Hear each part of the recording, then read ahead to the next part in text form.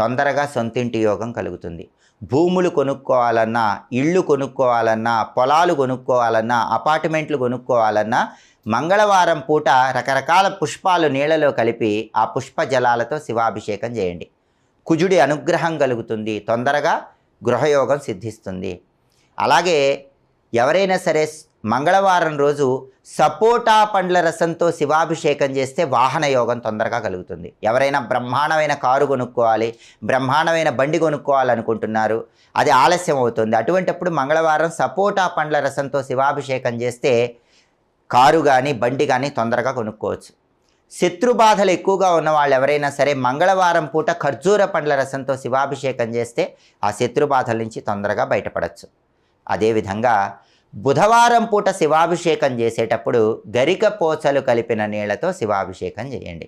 దానివల్ల మీరు పోగొట్టుకున్నటువంటి ధనం